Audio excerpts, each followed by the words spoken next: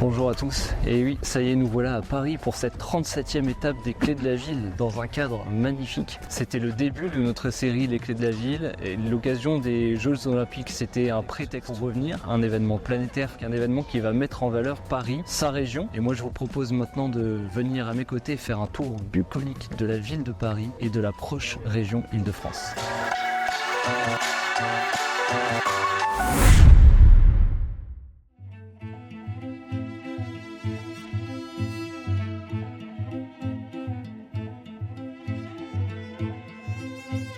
C'est ici sur la rive gauche, entre le Panthéon et l'île de la Cité, que tout a commencé.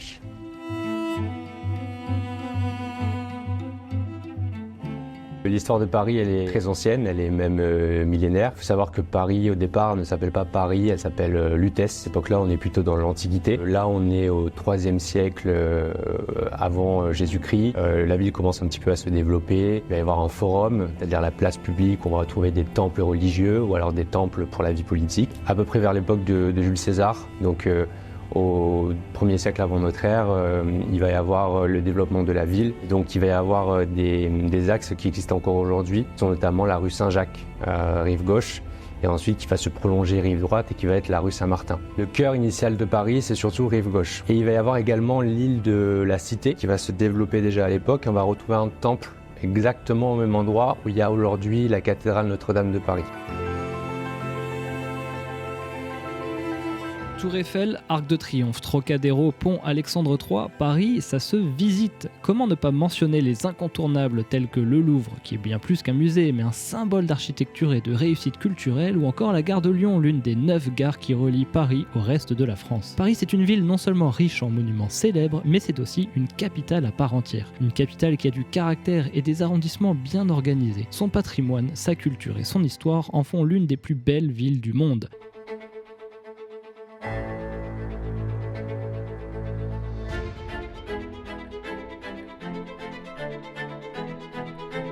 Et quand je mentionne l'architecture parisienne, je pense forcément au style haussmannien. Ce style qui a été créé suite à une série de modernisations par le préfet Georges-Eugène Haussmann entre 1853 et 1870 sur demande de l'empereur Napoléon III. Des immeubles en pierre de taille de 6 à 7 étages dotés de balcons filants construits le long de larges avenues rectilignes, créant ainsi le paysage architectural emblématique que l'on connaît aujourd'hui. Il faut savoir que Napoléon III a été d'abord exilé à Londres et il a été le témoin d'une ville qui est très moderne. Donc il a vraiment un grand projet pour Paris, il a besoin d'un homme de poigne. Cet homme de poigne, ça va être le baron Haussmann. Déjà la ville est trop petite, donc la première chose qu'on va faire, c'est aérer la ville et annexer les villages qui sont limitrophes. Et c'est à cette époque-là qu'on commence à démonter le mur des fermiers généraux. Lorsque les villages limitrophes sont annexés en 1860, Paris a tout loisir de s'étendre jusqu'à cette nouvelle limite qui est l'enceinte de Thiers. Enceinte de Thiers qui va être ouverte avec des portes de Clichy, porte de la Chapelle, porte Dauphine. Il va y avoir également des aménagements. Les premiers aménagements, ça va être de moderniser la ville et notamment d'y aménager des percées, les fameuses percées haussmanniennes qui permettent de faire circuler les gens, faire circuler les marchandises. Et ces avenues vont être très larges. On va détruire entre 20 000 et 30 000 immeubles qui dataient déjà de plusieurs centaines d'années. Et on va les remplacer par entre 30 000 et 40 000 immeubles haussmanniens qui constituent aujourd'hui 60% du bâti parisien. Sous Haussmann, on veut de l'harmonie dans ce bâti, ce nouveau bâti. Donc les immeubles haussmanniens, il va y avoir un cahier des charges qui va être très strict, mais également un mobilier urbain qui est quasiment le même partout dans Paris.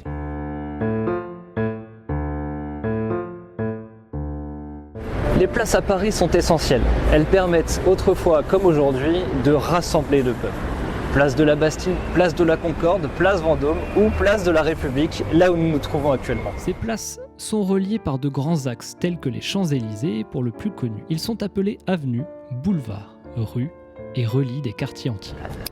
Et nous sommes ici sur les grands boulevards qui relient la place de la République au quartier de l'Opéra. Ces avenues, elles sont rectilignes et avec des perpendiculaires qui sont assez espacés. De part et d'autre de chaque avenue, de chaque percée haussmannienne, il y aura un monument célèbre pour se repérer dans Paris.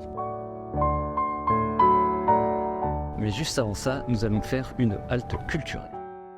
Et maintenant, nous suivons Franck Vernin, le guide du Grand Rex Paris, pour cette visite unique.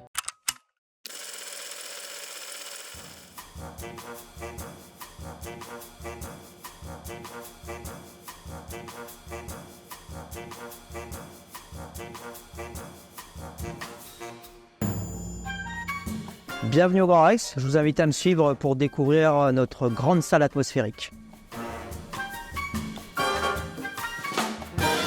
Voilà, donc on est dans la grande salle d'inspiration baroque. Vous êtes vraiment dans un bassin méditerranéen, vous êtes entouré par des villas mauresques, statues gréco-romaines, palmiers, cyprès. Vous êtes vraiment plongé dans une nuit méditerranéenne. Jacques Haïk, qui était le père fondateur du Grand Rex, était d'origine tunisienne, donc ce monsieur voulait une salle qui lui rappelle le pays où il a vécu son enfance. La salle a une capacité de 2702 places, très grosse capacité pour une salle de cinéma, la plus grosse actuellement au monde. Alors le Grand Rex, à l'époque on l'appelait Rex, c'est né le 8 décembre 32 et il est né à l'initiative d'un monsieur qui s'appelait Jacques Haïk, qui était un très gros producteur-distributeur. Et c'était à l'époque des ciné-palaces, ces grandes salles de plusieurs milliers de places, c'était l'avènement plus du cinéma parlant, parce que c'est une salle atmosphérique, ce type de salle est né au début des années 20 aux États-Unis. Et donc Jacques Haïk va faire appel à l'architecte, à l'ingénieur qui a créé ce type de salle qui s'appelle John Eberson. Fait en 39, c'est un monsieur qui s'appelle Jean Hellman, qui n'est pas du tout dans le cinéma, qui est patron régie presse, qui va récupérer le Rex et qui va tenter l'aventure. Mais monsieur Jean Hellman n'est autre que le grand-père de l'actuel propriétaire qui s'appelle Alexandre Hellman. Mais la difficulté, c'est que la Seconde Guerre mondiale arrive quand monsieur Hellman achète le Rex, et donc en 1940, il est réquisitionné par les soldats allemands. Donc pendant 4 ans ici, ça va être des soldats allemands qui vont garnir cette salle avec des films de propagande nazis jusqu'à la libération de Paris. Et le cinéma revient après-guerre avec tous les films américains qui ont été interdits pendant la Seconde Guerre mondiale, et ça va être salle comble. Et depuis 1954, tous les ans, on a une féerie de jets d'eau, un spectacle avec 800 jets d'eau qui culmine à 10-15 mètres de haut. Et c'est vraiment génial. Pourquoi ? Parce que ça vous ramène à l'ère de ciné-spectacle. Qu'en 88, on a fait installer l'écran grand large, cet écran immense qui se déroule du ciel étoilé, spécialement pour le Grand Bleu de Luc Besson. Et c'est aussi dans les années 80 qu'il y a un changement aussi, les concerts. On a eu des très grands noms de la scène, Bob Dylan, Madonna, Lenny Kravitz, Indochine, Ray Charles. Donc à l'heure actuelle, maintenant, le Grand Rex, c'est 6 petites salles, donc ont été rajoutées dans les années 70 et 80. Et la grande salle, il n'y a pas que du cinéma, donc il y a des spectacles, il y a des conférences, il y a des masterclass. Donc c'est vraiment un lieu au niveau culturel qui est très important. Et en plus, on a cette particularité d'être la dernière plus grande salle au monde à avoir une activité cinématographique. Après la plus grande salle de cinéma au monde, découvrez l'une des plus belles acoustiques avec un bâtiment signé Jean Nouvel. On parle bien évidemment de la Philharmonie.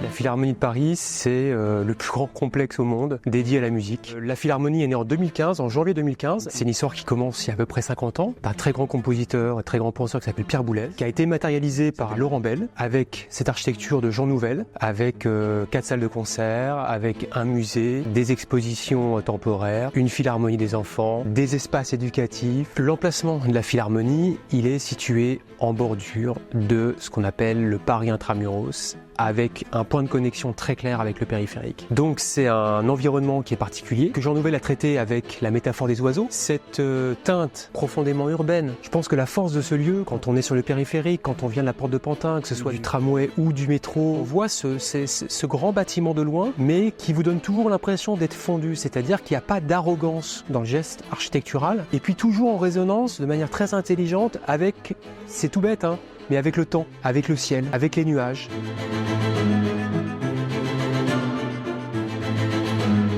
La grande réussite de la Philharmonie, là où on est, dans la grande salle Pierre Boulez, c'est qu'en fait, l'acoustique est sûrement une des 5 meilleures au monde. Pour l'acoustique pure, c'est-à-dire pas amplifiée, mais qu'on peut accueillir toutes les autres formes de concert. Alors en gros, vous avez 2400 places, on peut monter à 3500 quand vous avez derrière moi ce qu'on appelle le parterre, où les sièges se retournent dans le sol et vous avez un espace à plat. Donc c'est la versatilité, c'est une acoustique naturelle qui est parfaite. Le dernier siège qui est au deuxième balcon, il est à seulement 32 mètres du podium du chef d'orchestre. Les gens, tous les artistes qui viennent ici sont vraiment impressionnés parce que c'est à la fois grand et intime.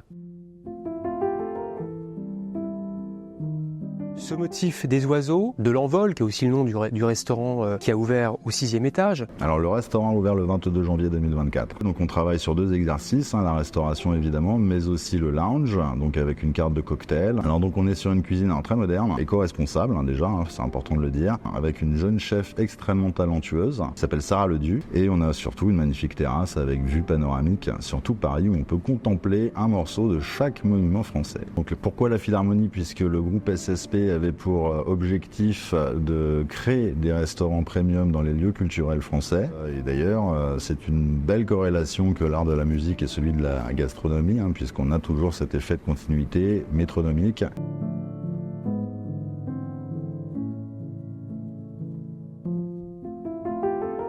Dans les concerts, il est clair que vous pouvez avoir, dans le cas d'une semaine, un concert de heavy metal, un concert de jazz, un concert d'un très grand orchestre symphonique, un concert de l'Orchestre de Paris. Les grands projets, c'est de continuer cette diversité avec un grand D. C'est-à-dire que vous n'avez pas de public qui se croise ou qui se renouvelle si vous proposez tout le temps la même chose. Et je crois que c'est la force de la vision de ce lieu-là, c'est de dire c'est toutes les musiques. Il n'y a personne qui est mis sur le carreau. Force, c'est que c'est pas une incroyable seulement acoustique naturelle, c'est qu'en fait, on peut tout faire. Et ça, je pense que pour les Parisiens, c'est pas que ça n'a pas de prix, mais je peux vous assurer que tous les jours, on se rend compte de l'immense chance qu'on a d'avoir cette grande salle, Pierre Boulez, et cette Philharmonie ici, à Paris.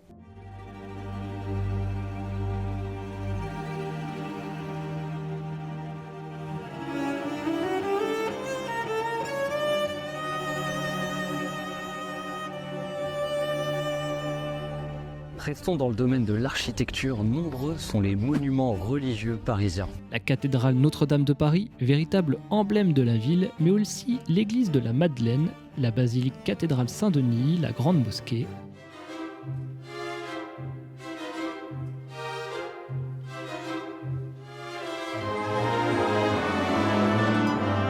Et parce que c'est ça aussi Paris, des quartiers façonnés par des monuments. Et ici, chaque quartier, chaque arrondissement devient un vrai village. Des résidentiels familiaux au quartier populaire, les 20 arrondissements parisiens sont un exemple vivant de la mixité et du partage si précieux en France. Cela fait partie de la culture et de l'expression de la ville, car l'art est ouvert à tous et Paris est une ville d'art.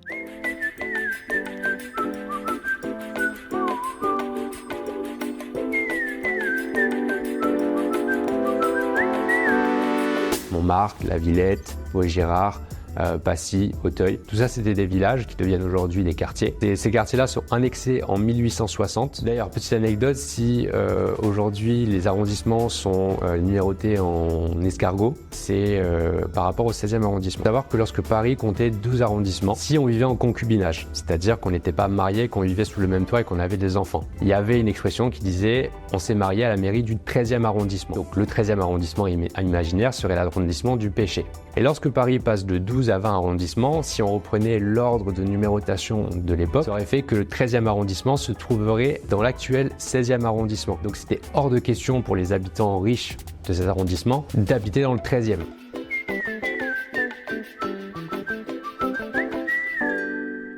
Si nous connaissons l'histoire et l'art grâce au Louvre ou au musée d'Orsay, elle se perpétue avec des lieux symboliques comme la Fondation Louis Vuitton, mais surtout grâce au Palais de Tokyo, un symbole unique de l'art moderne et contemporain. Nous avons rencontré Mathieu Boncourt, directeur de la communication et de la RSE au Palais de Tokyo, qui nous parle de ce lieu accueillant de la culture moderne.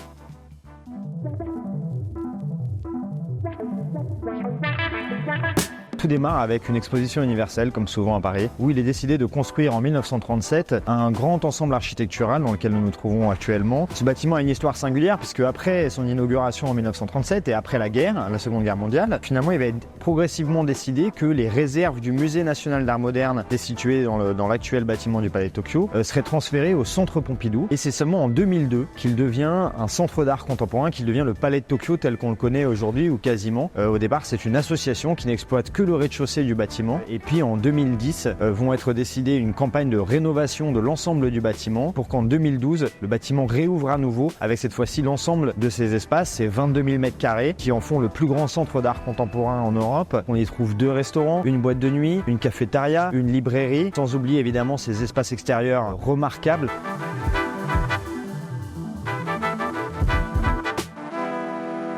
rôle d'un centre d'art contemporain, c'est d'organiser des expositions temporaires et de soutenir la création contemporaine sous toutes ses formes. C'est d'accompagner le regard du grand public sur l'art contemporain qui, on le sait, parfois peut être surprenant, difficile à comprendre puisqu'on n'a pas de recul historique. Nous permettons à de jeunes artistes émergents de produire leurs œuvres et de venir les montrer ici. Et quand on dit soutenir la création contemporaine, évidemment, en plus des artistes contemporains et contemporaines, notre rôle c'est aussi de s'intéresser à tous les domaines de la création dont la mode fait partie avec, on le sait, un écosystème très riche en France. Le Palais de Tokyo est aujourd'hui le premier lieu d'accueil de la Fashion Week à Paris en termes de nombre d'événements grâce à un partenariat très fort et déjà ancien avec la Fédération de la haute couture et de la mode.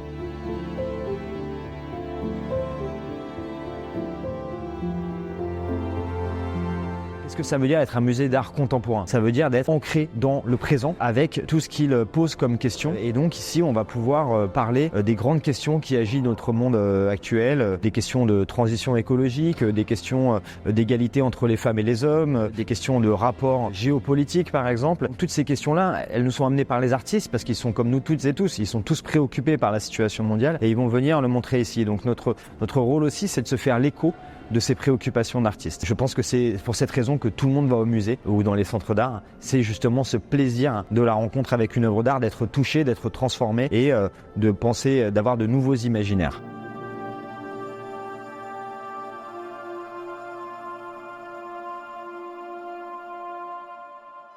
Nous sommes ici dans le jardin des Tuileries, un lieu construit sous l'impulsion de la reine Catherine de Médicis. Alors aujourd'hui, il n'y a plus de membres de la cour évidemment, ils ont été remplacés par des flâneurs, pique-niqueurs et aussi des joggeurs. C'est un lieu très important de la vie sociale, sportive et culturelle. On pourrait mentionner le Marathon de Paris qui passe non loin d'ici et qui a recensé jusqu'à 50 000 coureurs, un excellent moyen de préparer le Summer Body.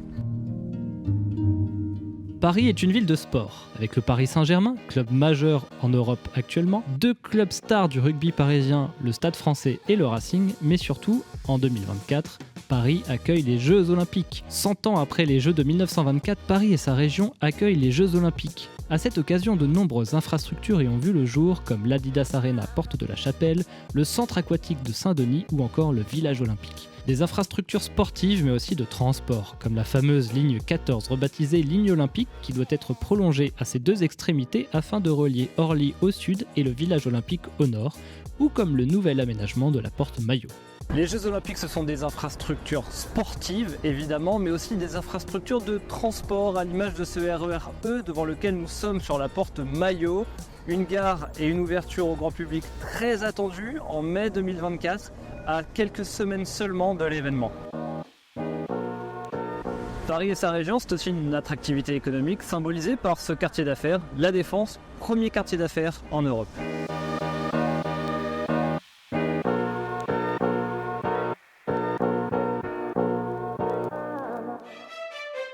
Pour la dernière séquence de ce reportage, nous sommes sur la place de l'Hôtel de Ville à Paris. Nous avons découvert ensemble la capitale. Je vous propose maintenant de découvrir l'Île-de-France et ses nombreux secrets. Sylvain Olivier, c'est à vous et quant à moi, je vous souhaite une très belle émission.